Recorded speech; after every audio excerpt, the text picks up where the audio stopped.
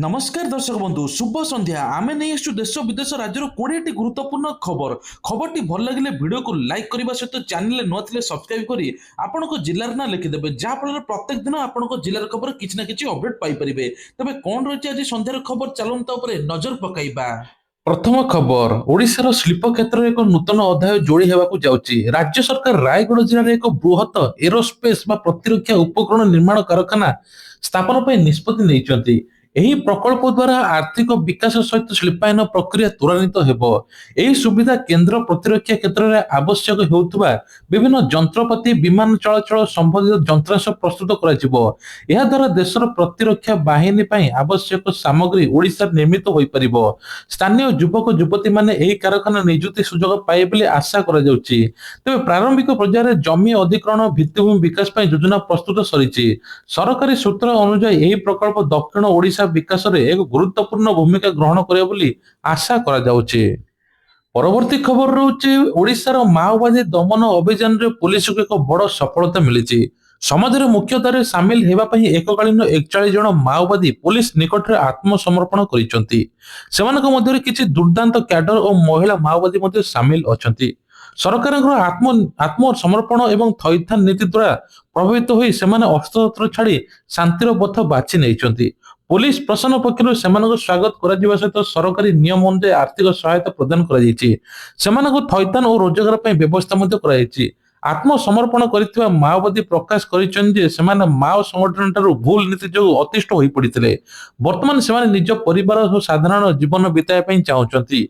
एही घटना अन्य माओवादी को मध्य अस्त्र छाड़िबा को प्रेरित करे बोली आशा करा जाउची। परवर्ती खबर होची विद्युत बिल वृद्धि धान क्रय रे अनियमितता को नहीं कांग्रेस रो प्रतिवाद। राज्य में वर्धित विद्युत बिल और धान क्रय देखा विभ्राट को नहीं कांग्रेस दल पक्षर जोरदार आंदोलन कराई। साधारण लोकों ऊपर विद्युत शुल्कर बोझ ए चाषी समस्या को नहीं सरकार को घेरी। विभिन्न स्थान में दलीय कर्मी माने विक्षोभ प्रदर्शन करिसेंती। धान क्रय समय चाषी माने अनेक समस्यार सम्मुखीन होबाको अभियोग होईछि।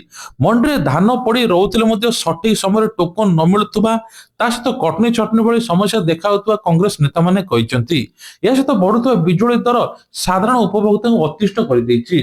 तेणु कांग्रेस चेतावनी देइछे सरकार तुरंत ए समस्यार समाधान न करंती आगामी दिन में विराट बड़ आंदोलन हेबो। परवर्ती खबर लुटेरा टार्गेट एवं प्रत्येक मंदिर पाटना मंदिर दान बाक्स लुट। पाटना अंचल प्रसिद्ध मंदिर दुर्बृत्त माने दान बाक्स लुटि नेतिबा अभियोग होईछि। गतकाली विलंबित राति मंदिर कबाट भांगी लुटेरा माने भीतर को पशिबा सहित सेठारे हुंडी बाक्स को चोरी कर नहीं जाइछंती। घटना स्थानीय अंचल चांचल्य खेली देछि। सकाळ पूजा खोली मंदिर खुलिबा समय चोरी होइतिबा जानिबाकू पाइले। दान बाक्स रे भक्त मानक द्वारा प्रदान कराउଥିବା विपुल परिमाणर अर्थ सुना अलंकार सब संदेह करा जाउछि नहीं जाइछंती। मंदिर कमिटी पक्षरु तुरंत पुलिस पहुंची एबे तदंत मध्ये जारी रखिछि। तबे लुटेरा एबे टार्गेट करूचंती प्रत्येकटा मंदिर को। परवर्ती खबर प्रदूषण प्रमाण पत्र नथिले मिलिबो नाही पेट्रोल एटा हैला नुवा नियम। एणिकि जानबाहन प्रदूषण नियंत्रण प्रमाण पत्र बा पीयूसीसी बा पोल्यूशन सर्टिफिकेट नथिले पेट्रोल पंप रु तेल मिलिबो नाही। एनै समस्त पेट्रोल पंप मालिक मानकु निर्देश दिएछि। एही नियम कड़ाकड़ी भावे पालन करिया पई विभाग पक्षरु कुआ जाइछि। जानबाहन निर्गत धुआं जोगु वायु प्रदूषण बढ़ुथिबारु एभଳି कटकणा जारी रहिछि। जानबाहन मालिक माने नियमित भावे निज गाडीर प्रदूषण जांच कराइबा बाध्यतामूलक। पेट्रोल पंप कर्मचारी माने तेल पकेबा पूर्व गाडीर प्रदूषण प्रमाण पत्र जांच करिवे। जेउ मानक पाखरे वैध प्रमाण पत्र नथिबा सेमानकु तेल देबाकू स्पष्ट न देबाकू स्पष्ट करा जाइछि। या द्वारा राज्यर प्रदूषण स्तर ह्रास पाइब बोली आशा करा जाउछि। परवर्ती खबर होची लोकप्रिय ओडिया कंठशिल्पी ह्यूमन सागर रहस्यजनक मृत्यु को नहीं नुआ मोड़ आछि। तांको मां सेपाली सुना एही घटनार पुलिस निकट रे आज एक एफआईआर दायर करिसंती। मृत्यु पछरे कोनोसी षडयंत्र होइतिबा आर्थिक अनियमितता को नहीं अभियोग करिसंती। एफआईआर दर्शाइछि ह्यूमन को मृत्यु स्वाभाविक नुहे। यह एक उच्च स्तरीय तदंत हेबा आवश्यक। किछि व्यक्ति ऊपर संदेह करिथिबा से तांको मां मानको पचरा उचरा करिया पे दाबी करिसंती। एही खबर प्रसारित हेबा परे संगीत जगत चहल पड़िछि। पुलिस मामला रुजु करी घटना छानबीन आरंभ करिछि। परिवार पक्षरु कराइथिबा अभियोग भित्ति करी विभिन्न दिगरु तदंत करायाउछि। ह्यूमन को प्रसंग एही घटनार सत्यासत्य सामने को आसु बोली मते दाबी करिसंती। परवर्ती खबर ट्रेन भड़ा वृद्धि यात्री को ऊपर महंगा माड़। रेलवे पक्षर विभिन्न श्रेणी ट्रेन भड़ा वृद्धि कराई जहाँ यात्री पकेट उपर चाप पकाई। ବିଶେଷ କରି ଦୂରଗାମୀ ଏକ୍ସପ୍ରେସ ଟ୍ରେନ ଗୁଡ଼ିକର ଭଡ଼ା ବଢ଼ିଯିବାରୁ ସାଧାରଣ ଯାତ୍ରୀମାନେ ଅସନ୍ତୋଷ ପ୍ରକାଶ କରିଛନ୍ତି। ଯାତ୍ରୀ ସୁବିଧାର ଉନ୍ନତି ଆଣିବା ପାଇଁ ବୃଦ୍ଧି କରାଯାଉଥିବା ରେଳ କର୍ତ୍ତୃପକ୍ଷ କହିଛନ୍ତି। ସରକାରୀ ସୂଚନା ମୁତାବକ ରକ୍ଷଣାବେକ୍ଷଣ ଇନ୍ଧନ ଖର୍ଚ୍ଚ ବଢ଼ିବା କାରଣରୁ ଭଡ଼ାରେ ସାମାନ୍ୟ ପରିବର୍ତ୍ତନ କରାଯାଇଛି। ତେବେ ଗରିବ ଓ ମଧ୍ୟବିତ୍ତ ଶ୍ରେଣୀର ଲୋକଙ୍କ ପାଇଁ ଏକ ବଡ଼ ସମସ୍ୟା ଉଭା ହୋଇଛି। ଯାତ୍ରୀମାନେ କହିଛନ୍ତି ଭଡ଼ା ବଢ଼ୁଥିଲେ ସେବା ଏବଂ ସମୟବର୍ତ୍ତିତ ଆଶାନୁରୂପ ସୁଧାର ଆସୁନାହିଁ। ଅନ୍ୟପଟେ ଟ୍ରେନ ଭଡ଼ା ବୃଦ୍ଧି ଯୋଗୁଁ ବସ୍ ଏବଂ ବିମାନ ଚଳାଚଳ ମଧ୍ୟ ପ୍ରଭାବିତ ହେଉଛି। ବିଭିନ୍ନ ଯାତ୍ରୀ ସଂଗଠନ ପକ୍ଷରୁ ବର୍ଦ୍ଧିତ ଭଡ଼ା ପ୍ରତ୍ୟାହାର କରିବା ପାଇଁ ଦାବି କରାଯାଉଛି। ଆଗାମୀ ଦିନରେ ଏହାକୁ ନେଇ ରାଜନୈତିକ ସ୍ତରରେ ମଧ୍ୟ ବିତର୍କ ହେବାର ସଂକେତ ମିଳୁଛି। ପରବର୍ତ୍ତୀ ଖବର, ଦିଲ୍ଲୀରେ ପ୍ରବଳ କୁହୁଡ଼ି, ବିମାନ ସେବା ବ୍ୟାହତ। ଦେଶର ରାଜଧାନୀ ଦିଲ୍ଲୀରେ ପ୍ରବଳ କୁହୁଡ଼ି ଯୋଗୁଁ ଜନଜୀବନ ଅସ୍ତବ୍ୟସ୍ତ ହୋଇପଡ଼ିଛି। ଦୃଶ୍ୟମାନ ସୀମା ବହୁତ କମ୍ ରହିଥିବାରୁ ବିମାନ ସେବା ଗୁରୁତର ଭାବେ ପ୍ରଭାବିତ ହୋଇଛି। ବିଭିନ୍ନ ଏୟାରଲାଇନ୍ସ କମ୍ପାନୀ ପକ୍ଷରୁ ଯାତ୍ରୀମାନଙ୍କ ଜରୁରୀ ସୂଚନା ଏବଂ ଆଡଭାଇଜର ଜାରି କରାଯାଇଛି। ତେବେ ଅନେକ ବିମାନ ଉଡ଼ାଣରେ ବିଳମ୍ବ ହେଉଥିବା ବେଳେ ବିମାନକୁ ବାତିଲ କରାଯାଇଛି। ଯାତ୍ରୀମାନଙ୍କୁ ବିମାନ ବନ୍ଦରକୁ ଆସିବା ପୂର୍ବରୁ ସେମାନଙ୍କ ବିମାନ ସ୍ଥିତି ଯାଞ୍ଚ କରିବା ପାଇଁ ପରାମର୍ଶ ଦିଆଯାଇଛି। କୁହୁଡ଼ି ଯୋଗୁଁ ଦିଲ୍ଲୀ ଯାଉଥିବା ଟ୍ରେନ ଗୁଡ଼ିକ ନିର୍ଦ୍ଧାରିତ ସମୟଠାରୁ ବିଳମ୍ବରେ ମଧ୍ୟ ଚାଲୁଛି। କୁହୁଡ଼ି ଯୋଗୁଁ ବାୟୁ ପ୍ରଦୂଷଣ ସ୍ଥିତି ମଧ୍ୟ ଗୁରୁତର ହେବା ପାଇଁ ଲାଗିଛି। ସେପଟେ ଦିଲ୍ଲୀ ସରକାର କହିଛନ୍ତି ଏଥର ପ୍ରଥମରୁ ପଞ୍ଚମ ଶ୍ରେଣୀ ପିଲା ଘରେ ବସି ପାଠ ପଢ଼ିବେ। 50% ଚାକିରିଆ ଘରେ ବସି ଅନଲାଇନ ୱାର୍କ ଫ୍ରମ ହୋମ କରିବେ। ତେବେ ସ୍ୱାସ୍ଥ୍ୟ ବିଭାଗ ପକ୍ଷରୁ ସତର୍କ ରହିବା ପାଇଁ କୁହାଯାଇଛି। ପରବର୍ତ୍ତୀ ଖବର, ଆମେରିକା ସେନା ପକ୍ଷରୁ ଏବେ ଭେନେଜୁଏଲା ଉପକୂଳରେ ଏକ ବୃହତ ତେଲ ଟ୍ୟାଙ୍କରକୁ ଜବତ କରାଯାଇଛି। ଡୋନାଲ୍ଡ ଟ୍ରମ୍ପଙ୍କ ନିର୍ଦ୍ଦେଶ କ୍ରମେ ଏହି କାର୍ଯ୍ୟାନୁଷ୍ଠାନ ଗ୍ରହଣ କରାଯାଇଥିବା ଜଣାପଡ଼ିଛି। ଆନ୍ତର୍ଜାତିକ ନିୟମ ଉଲ୍ଲଂଘନ ଏବଂ ବେଆଇନ ଭାବେ କାରବାର ଅଭିଯୋଗ ପଦକ୍ଷେପ ନିଆଯାଇଛି। ଏହି ଘଟଣାରେ ଦୁଇ ଦେଶ ମଧ୍ୟରେ ଉତ୍ତେଜନା ବୃଦ୍ଧି ପାଇଛି। ଆମେରିକା କହିଛି ନିଷେଧାଦେଶ ସତ୍ତ୍ୱେ ତେଲ ରପ୍ତାନି କରିବାକୁ ପ୍ରୟାସ କରାଯାଉଥିବାରୁ ଏହି କାର୍ଯ୍ୟାନୁଷ୍ଠାନ ଜରୁରୀ ଅଛି। ଅନ୍ୟପଟେ ଭେନେଜୁଏଲା ଏହାକୁ ଆମେରିକାର ଦାଦାଗିରି ବୋଲି ଅଭିହିତ କରିଛି। ଆନ୍ତର୍ଜାତୀୟ ବଜାରରେ ଏହି ଘଟଣାର ପ୍ରଭାବ ପଡ଼ିବା ଆରମ୍ଭ ହେଲାଣି। ଅଶୋଧିତ ତୈଳର ପରିବର୍ତ୍ତନ ହେବାର ଆଶଙ୍କା କରାଯାଇଛି। ବିଶ୍ୱର ବିଭିନ୍ନ ଶକ୍ତିଶାଳୀ ରାଷ୍ଟ୍ର ଏହି ଘଟଣା ଉପରେ ନଜର ରଖିଛନ୍ତି। ଆଗାମୀ ଦିନରେ କୂଟନୈତିକ ସ୍ତରରେ ଏହାର ପ୍ରଭାବ ପଡୁଛି କି ନାହିଁ ତାହା ଦେଖିବାକୁ ମଧ୍ୟ ବାକି ରହିଲା। ପରବର୍ତ୍ତୀ ଖବର, ବନ ଅଧିକାରୀ ରାଜେନ୍ଦ୍ର ସାମନ୍ତରାୟଙ୍କ ଘରୁ ବାହାରିଲା ଭିଜିଲାନ୍ସ ଚଢାଉ କଲେ ବାହାରିଲା ଠୁଳ କୋଟି କୋଟି ଟଙ୍କା। ଆୟୁର୍ବୈବିତ ସମ୍ପତ୍ତି ଠୁଳ ଅଭିଯୋଗରେ ବନ ଖଣ୍ଡ ଅଧିକାରୀ ରେଞ୍ଜର ରାଜେନ୍ଦ୍ର କୁମାର ସାମନ୍ତରାୟଙ୍କ ବିଭିନ୍ନ ଭିଜିଲାନ୍ସ ଚଢାଉ କରିଛି ଜାଗାରେ। ଭୁବନେଶ୍ୱର ସମେତ ଅନେକ ସ୍ଥାନରେ ତାଙ୍କର ବାସଭବନ କାର୍ଯ୍ୟାଳୟ ଏକକାଳୀନ ଚଢାଉ କରାଯାଇଛି। ଚଢାଉରେ କୋଟି କୋଟି ଟଙ୍କାର ସମ୍ପତ୍ତି ଠାବ ମଧ୍ୟ କରାଯାଇଛି। ବିଳାସବହୁଳ କୋଠା, ଜମି, ବହୁ ପରିମାଣର ସୁନା ଗହଣା ଭିଜିଲାନ୍ସ ସ୍ପଷ୍ଟ କରିଛି। ଚଢାଉ ସମୟରେ କାଗଜପତ୍ର, ବ୍ୟାଙ୍କ ପାସବୁକ ମଧ୍ୟ ଜବତ ହୋଇଛି। ତେବେ ଆୟୁର୍ବୈବିତ ସମ୍ପତ୍ତି ପ୍ରବଳ ମିଳିଛି। ସେପଟେ ସରକାର କହିଛନ୍ତି ରାଜ୍ୟ ସରକାର ଜିରୋ ଟଲରେନ୍ସ ନୀତି ନିୟମ ଅନୁସାରେ ପଦକ୍ଷେପ ନିଆଯାଇଛି। ସେ ଯେତେ ବଡ ଅଫିସର ହଉନା କାହିଁ ଭିଜିଲାନ୍ସ ଜାଲରେ ଛନ୍ଦି ହୋଇପାରନ୍ତି ବୋଲି ଚର୍ଚ୍ଚା ହେଉଛି। ପରବର୍ତ୍ତୀ ଖବର ରହିଲା, ଡ୍ରାଇଭରଙ୍କର ଚତୁରତା ଯୋଗୁଁ ବର୍ତ୍ତିଲା 75 ସ୍କୁଲ ପିଲାଙ୍କ ଜୀବନ। ଏକ ବଡ ଦୁର୍ଘଟଣାରେ ଅଳ୍ପକେ ବର୍ତ୍ତି ଯାଇଛନ୍ତି 75 ଜଣ ସ୍କୁଲ ଛାତ୍ରଛାତ୍ରୀ। ଲାଲପୁରୀ ନାମକ ଏକ ବସରେ ଯାଉଥିବା ବେଳେ ହଠାତ୍ ଗାଡିର ବ୍ରେକ୍ ଫେଲ ହୋଇଯାଇଥିଲା। ମାତ୍ର ଡ୍ରାଇଭର ଉପସ୍ଥିତି ବୁଦ୍ଧି ଯୋଗୁଁ ସାହସିକତା ଯୋଗୁଁ ବଡ ବିପଦ ଟଳିଗଲା। ବ୍ରେକ୍ କାମ ନଥିବାରୁ ଜାଣିପାରିଲେ ଡ୍ରାଇଭର ଭୟଭୀତ ନ ହୋଇ ଗାଡିକୁ ନିୟନ୍ତ୍ରଣ କରିବା ପାଇଁ ଚେଷ୍ଟା କରିଥିଲେ। ଅତି ସତର୍କତାର ସହିତ ଗାଡିକୁ ରାସ୍ତା କଡରେ ଏକ ଖାଲୁଆ ସ୍ଥାନକୁ ମୁହାଁଇ ଦେଲେ, ଯାହାଫଳରେ ଗାଡିଟି ଅଟକି ଯାଇଥିଲା। ସମସ୍ତ ପିଲା ଏବେ ସୁରକ୍ଷିତ ଅଛନ୍ତି ଜଣାପଡିଛି। ଏହି ଘଟଣା ପରେ ଡ୍ରାଇଭରକୁ ସ୍ଥାନୀୟ ଲୋକେ ଅଭିଭାବକମାନେ ଧନ୍ୟବାଦ ଜଣାଇଛନ୍ତି। ତାଙ୍କର ଏହି କାର୍ଯ୍ୟ ପାଇଁ ସବୁଠି ପ୍ରଶଂସିତ ମଧ୍ୟ ହୋଇଛନ୍ତି। ଗାଡିର କିଛି ତ୍ରୁଟି ଦେଖାଯାଇଥିଲା, ଯାହାଫଳରେ ବ୍ରେକ୍ ମଧ୍ୟ କାମ କରୁନଥିଲା। ପରବର୍ତ୍ତୀ ଖବର ହଉଛି, ପରବର ଚତୁର୍ଥ ସନ୍ଧ୍ୟାରେ ଯୋଗଦେବେ ମୁଖ୍ୟମନ୍ତ୍ରୀ। କୋରାପୁଟ ପ୍ରସିଦ୍ଧ ସାଂସ୍କୃତିକ ମହୋତ୍ସବ ପରବ 2025ର ଜମିବାର ଲାଗିଛି। ପ୍ରବଳ ଲକ୍ଷ ଲକ୍ଷ ଲୋକଙ୍କର ଭିଡ।